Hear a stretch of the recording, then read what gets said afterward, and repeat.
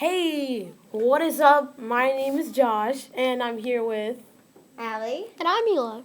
and we're here to talk about the book Divergent. So what is Divergence? Do you guys know about it?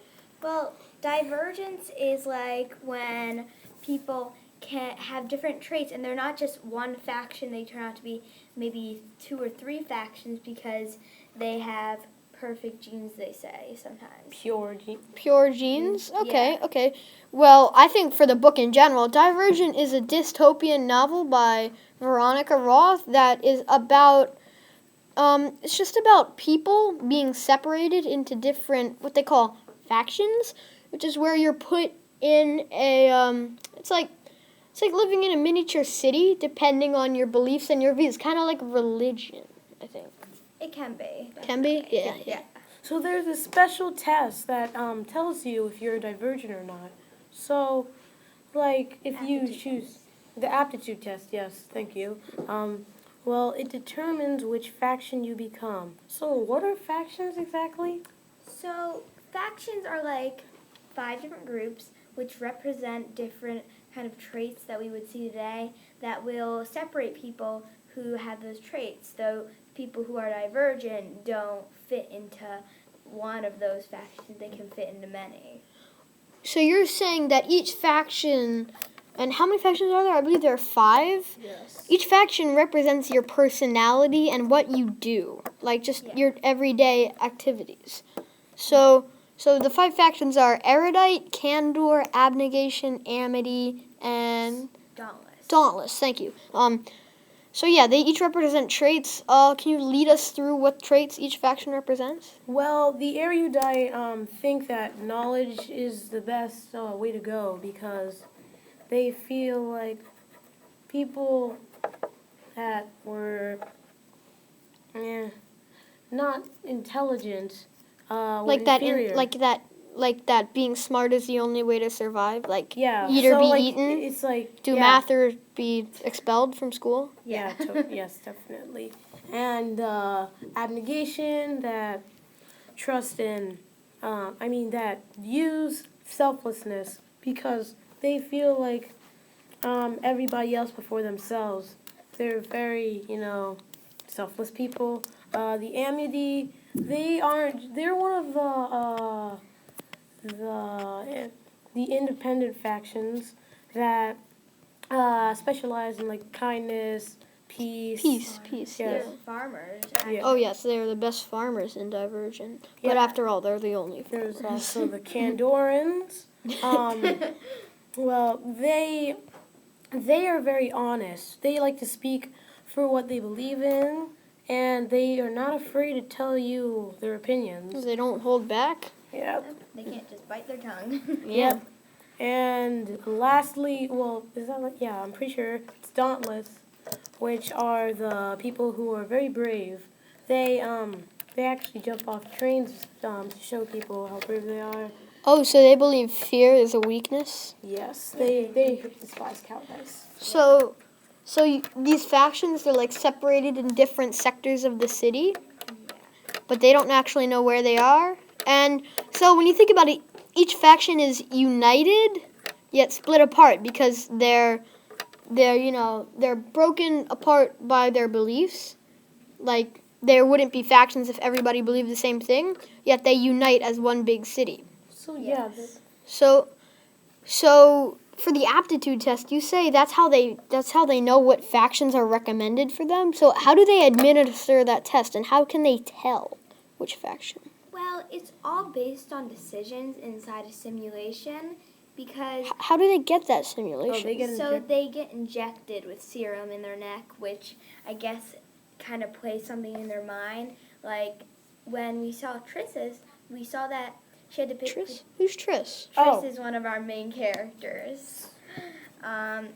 She was an abnegation girl, and she was tested, and they told her in the simulation to pick between cheese or a knife, and she refused to pick either, which rendered her divergent because she refused to pick either of them. So that showed them that for her there was no faction that would always do her the best, but she had what is called an inconclusive test.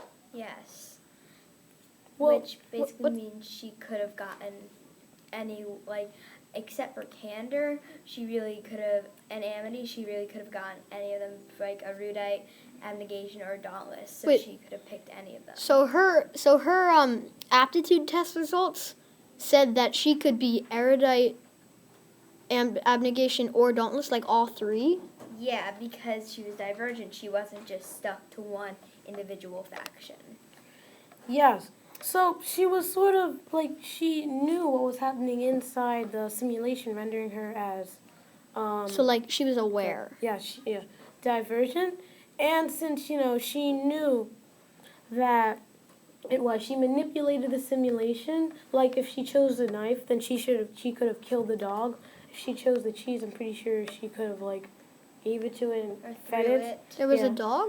Yeah. Yes. In the simulation, they put you through these harsh, scenarios where you have to think, and they feel real if you're not a divergent. But if you are, you know it, and you can just, Think logically Yeah, so- instead of like being afraid for your life as a dog's running at you trying to kill you. So yeah, she caused the dog to like, sort of, like her. Yeah, And- because it becomes friendly as soon as it gets to her. Instead of her running away from it or throwing the cheese or using the knife to kill the dog, she lets it come at her, and that makes then the dog's friendly towards her. So you're saying like the aptitude test is like a tree. The first decision might split you into two options. Yeah. Yeah. And Like- then there's You could go one way, you could go erudite, amity, and abnegation, and then the other way is candor and dauntless. And then you can branch out from there. Your next decision will lead you to the next faction, to the next faction, to the next faction, and keep going. Yes. So once they're finished the aptitude test, how do they just like they go to like the choosing ceremony, and that's how they pick? Yeah, because during the choosing ceremony, I find it a little bit strange, but I guess it's for dedication. They have to take a knife to their palm and cut their palm so the blood drips from it, and put their hand on drip the blood into whichever bowl that they want to, whichever faction bowl they want to be in. Yeah, and each bowl has something inside it that represents the Yeah. faction. And sorry, we forgot to point out, each faction wears clothes specific to their faction, so you know which Yeah. one, and which one is who's in what faction. And so for the different bowls, there are different things. And actually, Josh will explain this to you in a second. So when you drip your blood into that bowl, when Trish drips her blood into whatever bowl she chooses, it makes me think of that one thing that's very big in this book, where they say faction before blood. And, Oh. they choose their faction with their blood. Yeah, and it can be strange saying as if in our world, our job before our family. That's very strange. What do you? These are blood relations, like that type of blood, and how like you dedicate yourself to this faction. If you chose your family, you should have chosen it. So next one is what are the factions again? So we know the factions, but maybe we should try moving on to describing our characters because we haven't really gotten to do that much. Wait, but actually, this is a very good idea. Factionless. People without factions, how do they get there? What were their aptitude test results? Are they like cast away as children, or? Well- each faction, they have these initiations, and when they have the initiations, there's a way to fail them. Like when you have to jump off a train For onto Dauntless. a rooftop. Yeah, rooftop for Dauntless and erudite. You have to like finish the tests, I believe. Oh, and if you fail the test or you have the lowest grades, then you just get kicked out and they don't let you in. So once you join the faction, you have to prove yourself that you're worthy of that faction. Yeah, Mhm. it's very strange because you fail, you go on the streets, and they barely support them with the food they need. Though abnegation, it donates and tries to get them more food and clothing, which is the selfless part of abnegation. Yeah, so that's very interesting. But what about those main characters we talked about? So there's Triss. Triss, who's Triss? Well, she's a basic, abnegation girl. Born there. She doesn't feel, she's very self-conscious about herself and how she. Can you make sure all the take scares now? Well, oh my God. Well, Triss is a normal abnegation girl. She's very self-conscious about how she looks, and by that, she doesn't feel like she's selfless enough to stay in abnegation. What do you think, Allie?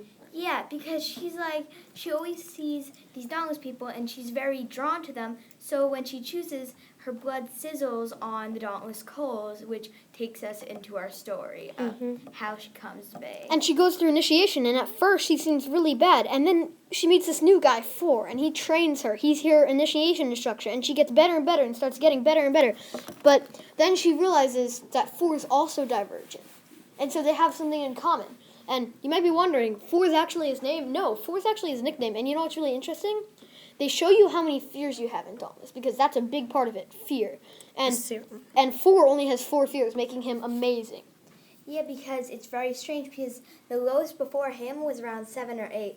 4 was a new record. And then we find out later that Triss really only has 7, or no, she has 6, because she has 6 after she overcomes 1 fear. So yeah, guys, thank you so much for listening. We'll be back soon with more.